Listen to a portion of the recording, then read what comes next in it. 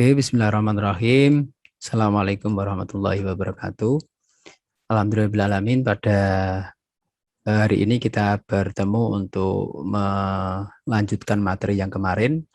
Materi hari ini kecerdasan bisnis atau business intelligence, yaitu tentang arsitektur dan komponen business intelligence. Ya, jadi ada arsitekturnya tentunya di dalam sebuah bisnis intelijen itu, kemudian ada komponen-komponennya yang nanti kita akan pelajari bersama.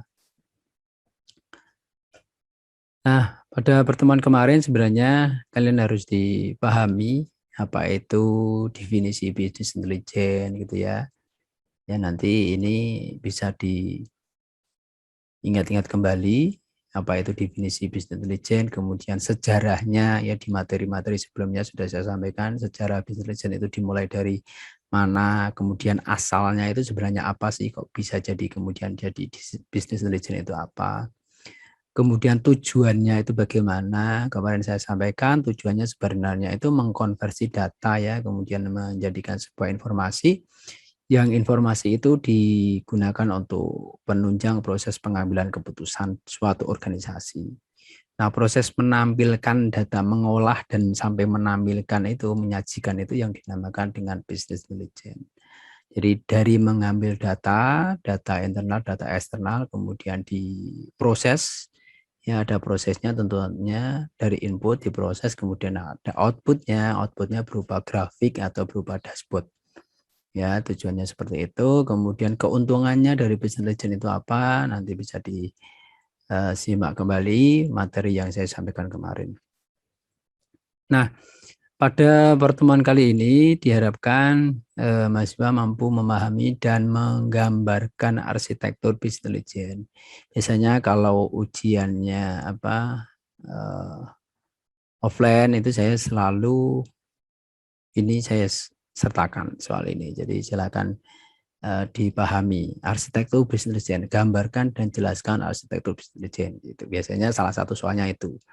Ya, tinggal nanti kalau kalian sudah paham bisa ya tentunya nanti dengan mudahnya akan bisa menggambar karena sebenarnya mudah sekali ya. Kemudian mampu memahami dan menyebutkan serta menjelaskan komponen-komponen dari business intelligence. Komponennya itu apa saja sih? Nanti kita pelajari bareng-bareng. Nah, pokok bahasan yang pada pertemuan hari ini itu arsitektur business intelligence, kemudian yang kedua komponen business intelligence.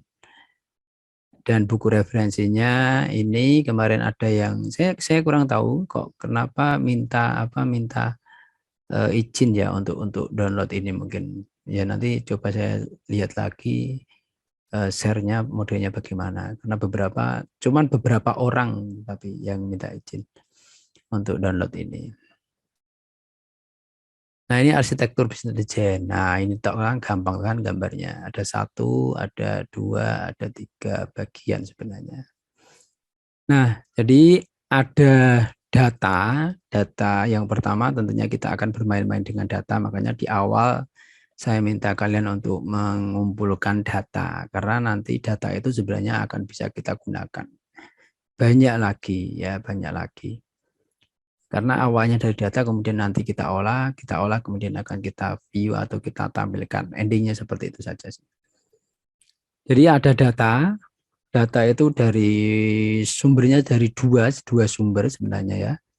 Yang pertama ada operasional sistem atau data yang ada di dalam sebuah organisasi tersebut. Kemudian yang kedua itu eksternal data. Jadi kalau dicontohkan, kalau di kampus ya berarti data-data yang ada di kampus, kemudian nanti eksternal mungkin ada perlombaan yang di luar kampus, nanti itu bisa dimasukkan ke data.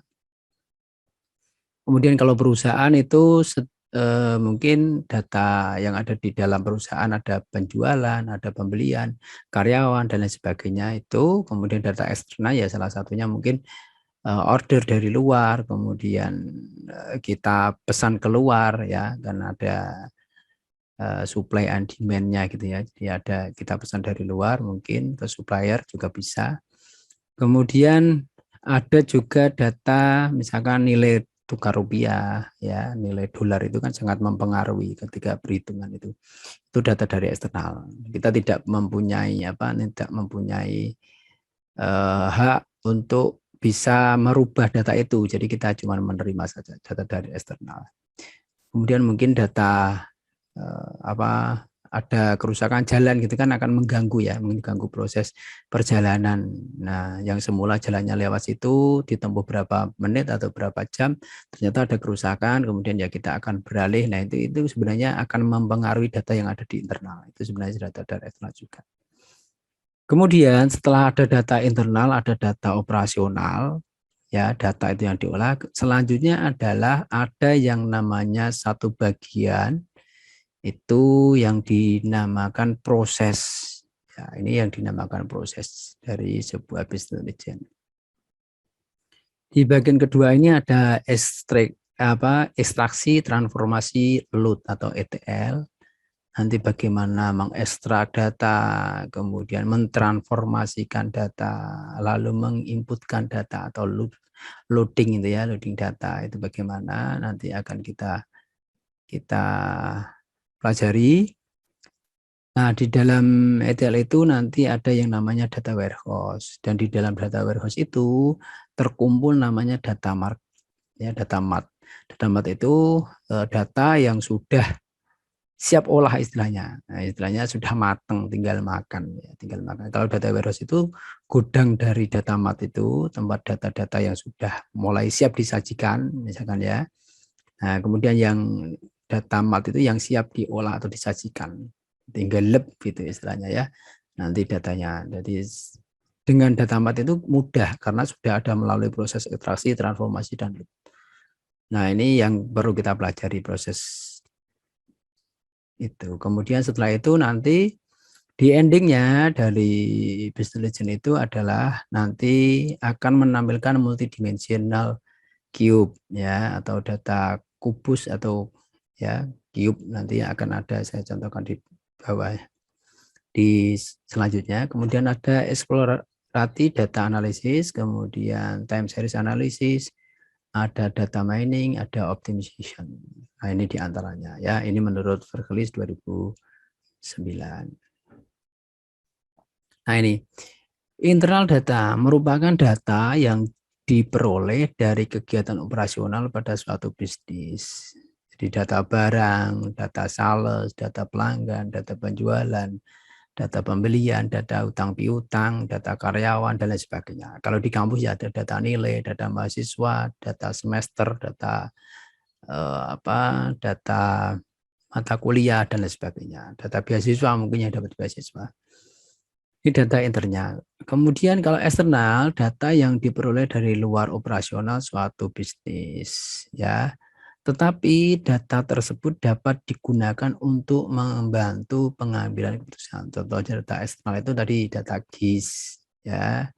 Mungkin jalanannya kelihatan rutenya merah. Nah, kemudian data nilai tukar rupiah. Nah, kemudian data email, ya mungkin pesanan dan lain sebagainya. Nah, ini ekstraksi, transformasi, load. Ekstrak adalah proses membaca data dari database. Kalau di dalam pelajaran atau mata kuliah basis data atau mungkin sistem basis data mungkin ya, itu ada yang namanya proses membaca itu menggunakan perintah select gitu ya, istilahnya seperti itu. Jadi membaca data itu mengambil data atau membaca data. Kemudian selanjutnya ada proses transformasi atau transform. Adalah proses konversi data yang diambil dari bentuk sebelumnya ke dalam bentuk yang diperlukan, sehingga dapat ditempatkan ke dalam database lain. Ya, jadi ada konversi data nanti akan saya contohkan. Kenapa sih perlu dikonversi? Iya, karena datanya itu berbeda-beda. Ya, karena data itu kan ada data internal, ada data eksternal. Kemudian data pun dalam satu kampus itu juga bisa jadi berbeda. Ya, misalkan agama itu ada yang prodi lain menulis kodenya AGM. Nah, sedangkan SI mungkin pakai SINAG misalkan atau apa itu. Padahal namanya kan sama. Nah, ini perlu ditransformasi atau dikonversi biar sama. Nah, transformasi terjadi dengan menggunakan tabel lookup atau dengan menggabungkan data dengan data yang lain. Boleh. Kemudian load adalah proses menulis data ke dalam database targetnya. Database targetnya tadi apa? Database targetnya adalah data mart atau nanti data warehouse. Ya, data warehouse itu di dalamnya banyak data mart. Jadi setelah diambil, diekstrak, kemudian diubah, dikonversi, ada yang dikonversi, ada yang diagregasi, ada yang di sorting dan lain sebagainya. Nanti selanjutnya adalah diinputkan ke dalam database target. Jadi istilahnya itu kalau apa ya di dalam proses di dapur misalkan gitu ya. Jadi ekstrak itu ya proses mengambil bahan-bahan untuk dimasak. Ya nanti ada bawang, kemudian ada misalkan kacang, ada buncis dan sebagainya misalkan ya, daging dan sebagainya itu proses pengambilannya. Kemudian proses transformasi data misalkan kalau yang sambal itu mau dijadikan sambal maka akan digabungkan jadi satu. Ya, digabungkan tadi yang lombok, kemudian bawangnya atau cabai, kemudian bawangnya, kemudian nanti tomatnya, kemudian gula dijadikan jadi satu. Itu proses transformasi, merubahnya dirubah dulu. Atau nanti tahu dipotong-potong ya kan awalnya tahu. Nah, ini proses transformasinya. Kemudian dipotong-potong jadi apa ya kan. Itu transformasi. Kemudian load itu ya sudah siap disajikan di meja makan misalkan gitu ya. Jadi sudah jadi barangnya. Diloadkan ke dalam penyajian ditaruh di meja makan. Itu contohnya, contoh sederhananya gitu. Bisa dianalogikan seperti itu. Nah ini kalau arsitektur BI di konsep ekstraksi transformasi loadnya itu ada seperti ini.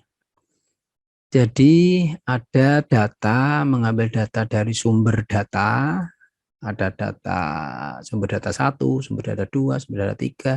Itu misalkan sumber data dari gudang, sumber data dari bagian produksi, sumber data dari karyawan gitu kan, misalkan atau dari penjualan.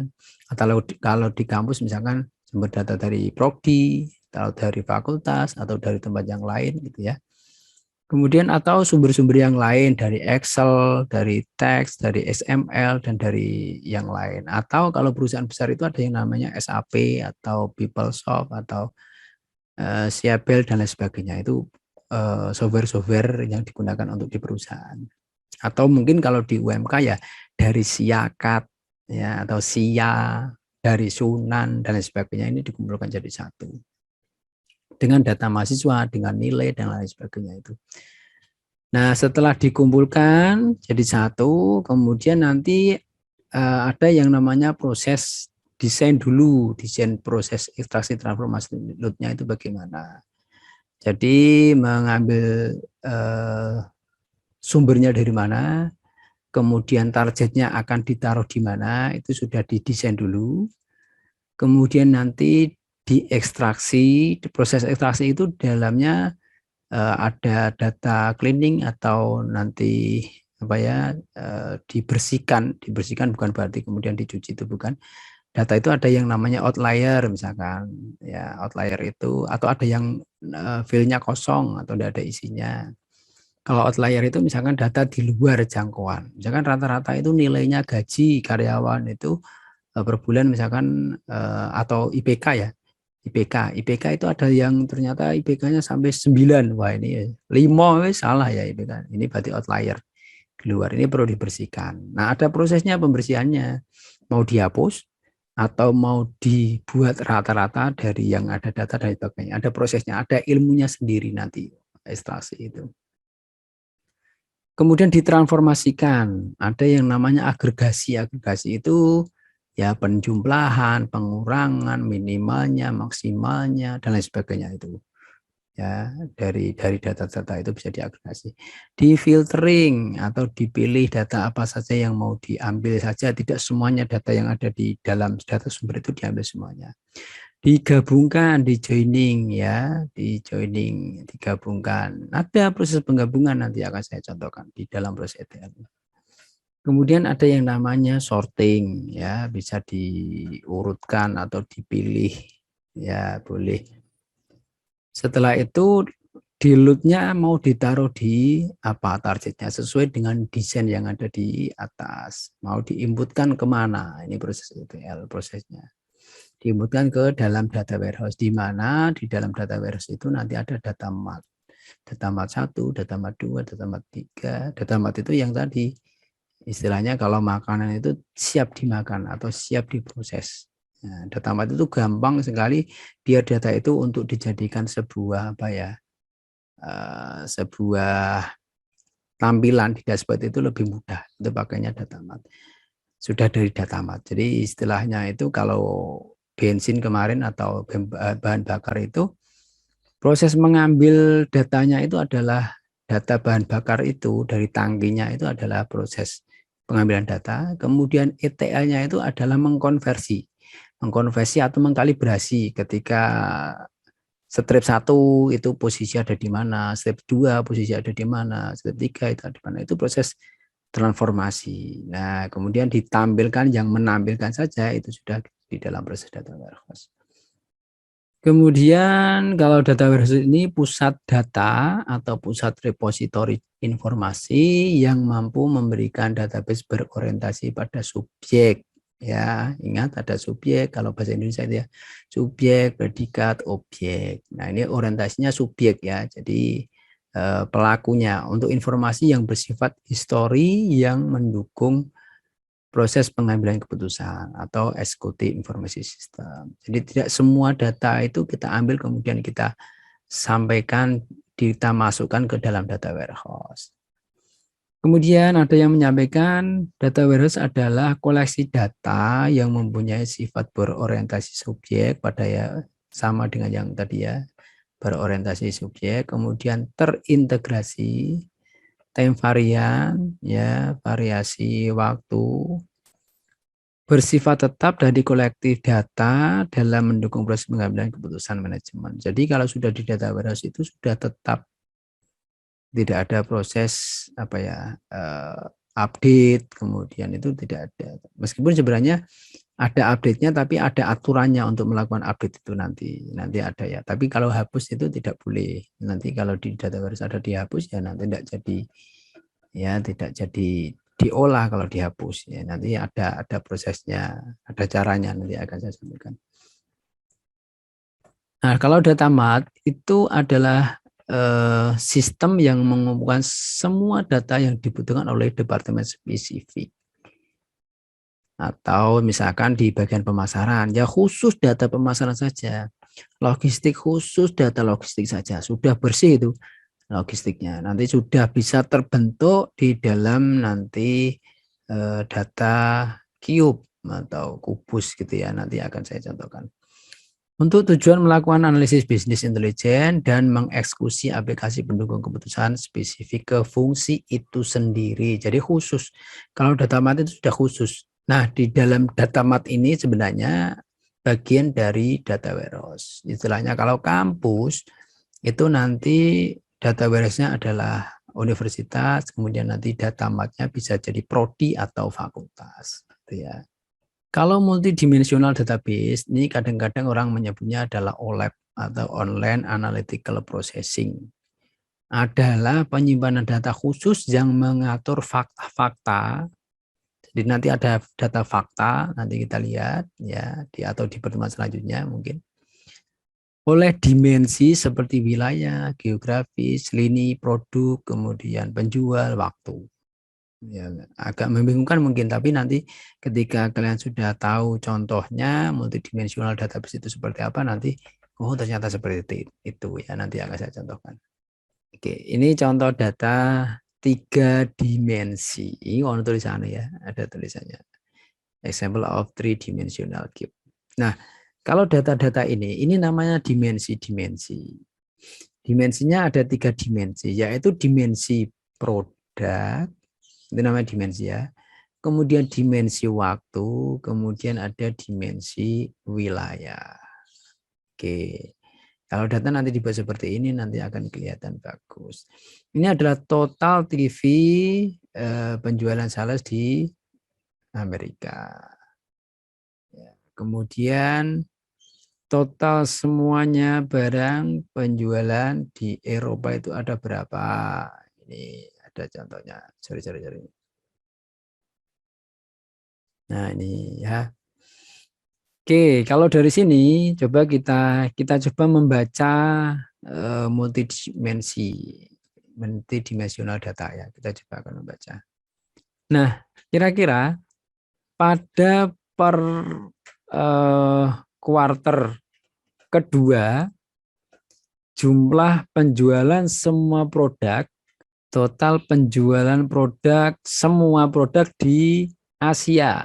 Dari gambar ini kan kelihatan. Di Asia ada berapa? Jadi semua produk TV, PC, VCR itu kan ini. Di Asia ini kan ini ya Asia. Nah, berarti ini jumlahnya. 1543. Kemudian misalkan total penjualan TV di kuartal ketiga berapa?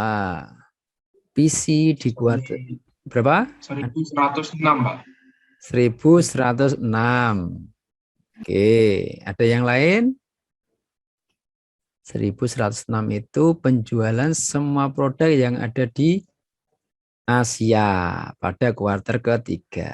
Yang ditanyakan adalah penjualan PC pada kuartal ketiga.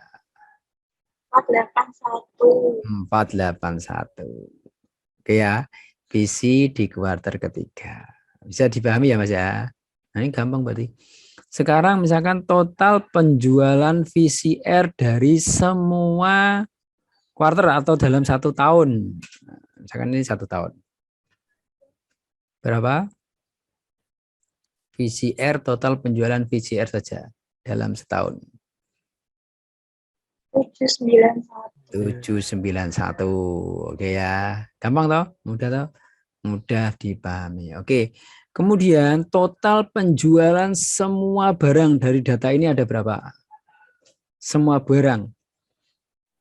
Dalam semua kuartal dari barang TV, PC, VCR dari semua wilayah. Berapa? 19.000. 19.144. Oke ya, bisa dipahami ya. Oke, gampang ini sebenarnya ya, mudah untuk dipahami. Nah, ini prosesnya seperti ini. Ini semua orang bisa membaca ya, kalau nanti ditampilkan model seperti ini juga bisa. Nah, ini namanya multidimensional database. Oke ya, saya lanjutkan ya. Kemudian analisis data eksploratif atau eksplorasi data analisis ini merupakan metode eksplorasi data dengan menggunakan teknik aritmatika sederhana dan teknik grafis dalam meringkas data pengamatan. Ini aritmatika sederhana. Ya nanti ini tidak saya ajarkan sih nanti karena ini bagian dari apa ya? Ya ini sebenarnya boleh dipelajari sendiri nanti. Materinya terbatas, tapi ada ilmunya seperti ini. Nanti kita lebih banyak ke pembelajaran di data miningnya saja.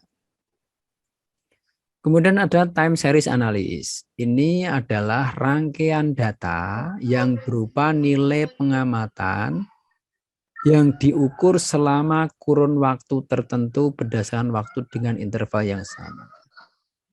Contohnya itu misalkan deret waktu produksi total tahunan produk, harga penutupan saham di pasar modal untuk kurun waktu 1 bulan. Misalkan suhu udara per jam, penjualan total bulanan sebuah pasar swalayan misalkan ya, dalam waktu 1 tahun. Nah, jangan itu. Atau misalkan kadang kita bisa menyampaikan bahwa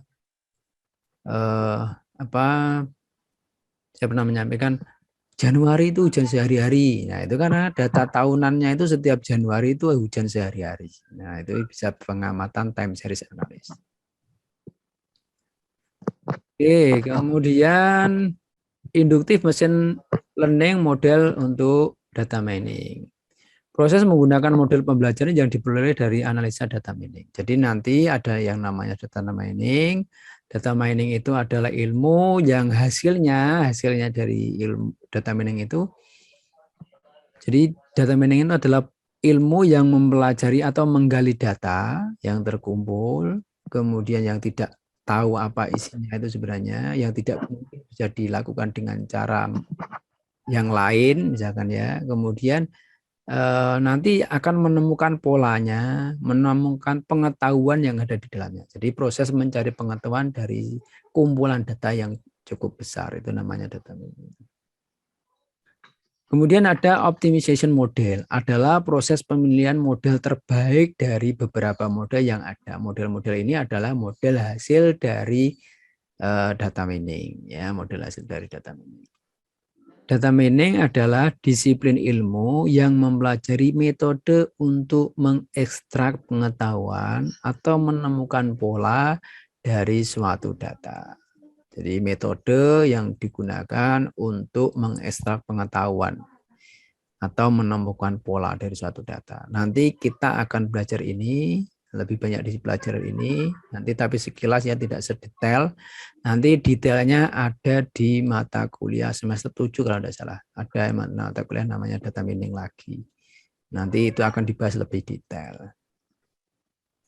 Kemudian flowchartnya dari business intelligence ini hampir sama sih dengan yang saya sampaikan tadi, yaitu ada operasional data, data customer, inventory, credit, sales, dan data eksternal dimasukkan ke dalam data warehouse, level warehouse-nya ya.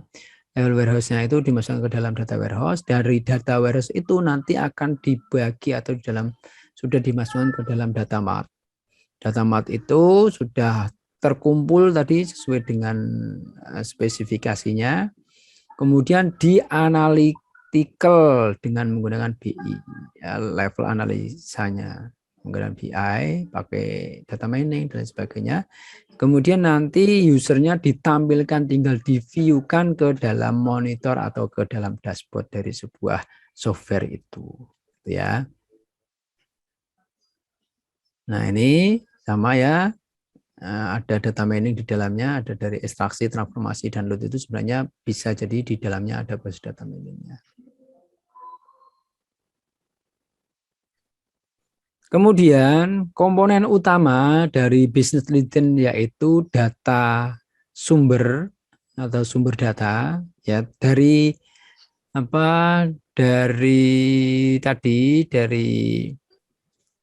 arsitekturnya sebenarnya sudah tahu bahwa komponen utama itu adalah data atau sumber data, kemudian ada data warehouse, ya, data warehouse, ada multidimensional atau cube data analis dan data mart dan sebagainya. Kemudian ada data exploration, ya, statistik data, ada data mining, ada optimization, lalu ada decision atau proses pengambilan keputusan. Ini komponen-komponen utama di dalam business intelligence. Ini juga silakan dipahami. Biasanya ada pertanyaan-pertanyaan tentang ini. Karena ini kan penting ya, komponennya harus tahu.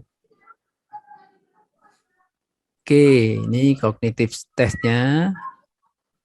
Komponen utama BI, ya, tahu kecerdasan bisnis. Ya, tadi apa saja, ya.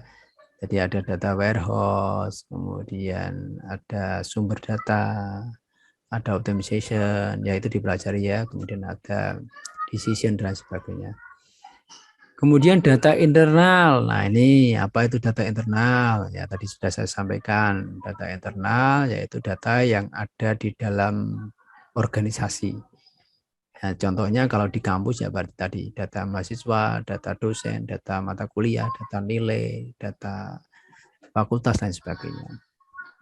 Kemudian data eksternal, tadi ada data GIS gitu ya, ada data nilai tukar rupiah dan sebagainya. Itu data eksternal. Kemudian yang dimaksud data warehouse dan data mart, ya, kalau data warehouse itu adalah sumber datanya atau gudang dari datanya atau tempat penyimpanan data, di mana tempat penyimpanan dari data-data mart. Nah, sedangkan data mart sendiri adalah data yang sudah spesifik dengan yang akan dihasilkan atau data yang sudah spesifik. Mau dibuat apa ini sudah spesifik. Ya. Kemudian dengan time series analysis. Nah, tadi sudah ada saya contohkan juga. Time series analysis itu misalkan analisa dalam kurun waktu tertentu. Misalkan penjualan dalam setahun atau dalam 10 tahun. Nah, itu kan ada interval waktu yang sama. Penjualan tahunan dalam 10 tahun atau penjualan bulanan dalam 1 tahun atau penjualan harian dalam 1 minggu atau 1 bulan atau penjualan mingguan dalam 1 bulan. Nah, itu time series analysis. Jadi menganalisanya itu runtut waktu, urut ya, waktunya urut. Oke, ya. Jadi komponen dan arsitektur business intelligence sudah saya sampaikan ya. Nanti kalau ada pertanyaan dan lain sebagainya nanti kita diskusikan bersama. Oke, demikian yang bisa saya sampaikan untuk materi hari ini atau materi pada arsitektur BI dan komponennya. Selanjutnya mungkin kalau ada yang ingin diskusi, monggo silakan kita diskusikan. Oke ya, kalau tidak ada yang dibahas, mungkin pertemuan hari ini saya cukupkan sekian. Terima kasih atas perhatiannya, kurang dan lebihnya mohon maaf. Selamat siang, selamat sore. Assalamualaikum warahmatullahi wabarakatuh.